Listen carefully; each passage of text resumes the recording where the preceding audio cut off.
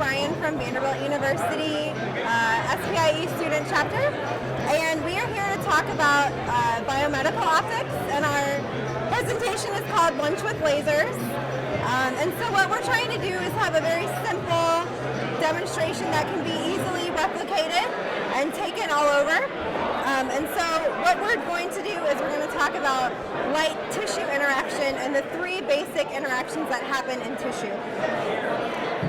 So the first interaction that we're going to talk about is transmission. So transmission occurs when a photon enters a medium and exits unchanged. It doesn't change direction, it doesn't gain or lose any energy, it's unchanged. And so just a really simple demonstration of this is just using a glass of water and a laser pointer.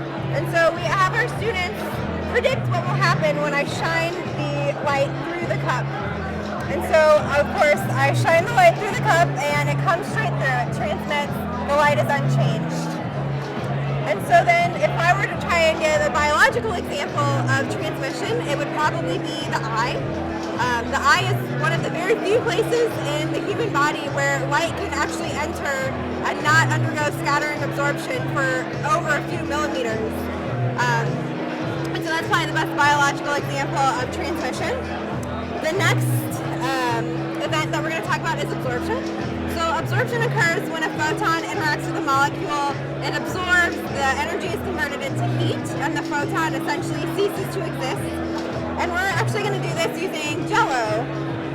So we're going to start off by using white light, so in this case just a flashlight. And of course white light has all of the different colors of the visible spectrum. And so we're going to ask our students to predict what will happen when we shine the the flashlight through the green Jello, the red Jello, and the blue Jello. And so of course when we shine it through the green, we see a green reflection. When we shine it through the red, we see red and of course blue. So next we ask the students to explain why this happened. And many of the students will say that the white light entered the green and converted into green. And the white light entered the red and changed into red. And the white light entered the blue and changed into blue. And so there's a really easy way to test this hypothesis. So I'm going to use a green laser. So lasers only have one color or wavelength. So this is a green laser. And so if their hypothesis is true, if I enter the laser into the green, I'll have green. And if I enter the laser into the red, I'll have red. And if I enter the laser into the blue, I'll have blue. So we can go ahead and test this. When I enter it through the green Jello, it comes out green the other side. So they're 1 for 1 so far. When I enter it through the red, nothing comes through.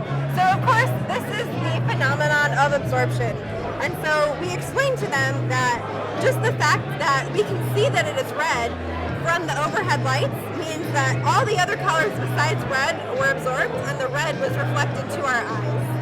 And so naturally, when we shine green, nothing happens. But if we shine green into the green Jello, it transmits just fine. And so you can test this using a red laser. And so here I have my red laser, and if I shine it through the red, it comes through the other side. And if I shine it through the green, it barely comes through the other side, and it's absorbed. And so then we're going to try to relate this to biomedical optics. And so the application that we'll talk about is pulse oximetry. So pulse oximetry works because oxygenated blood and deoxygenated blood actually have different colors. They have different absorption spectrums. So here, especially in the red, you can see that deoxygenated hemoglobin has much stronger absorption in the red, so it's darker red. And so what you can do is you can transmit blue light and red light through the finger, just like this, and you can take the ratio of the signals, and you can actually calculate the oxygen saturation level in the blood non-invasively. So this is just a really cool example of how absorption can be used for biomedical optics. So the last demonstration that we're going to do is to explain scattering, optical scattering. So scattering occurs when light interacts with a different particle and it changes direction, whether due to refractive index changes, different shapes, size, geometry. And so we're going to demonstrate this by looking at water with different amounts of milk added. And so I'm going to take a green laser here, and I'm just going to shine it through the water one more time. And as we can see, it goes straight through. Essentially, there's no glow in the water. You can barely even see it through the water. So here I just added a small drop of milk. And as you can see, the whole cup glows green. But if you come in close, you can actually still see the laser beam from above. So it's still being able to travel pretty well. Here we added some more milk. So this has a higher amount of milk to water. And here you can barely see the laser beam. And so finally we have the most amount of milk here. And at this point, the light is not even really reaching the other end of the cup.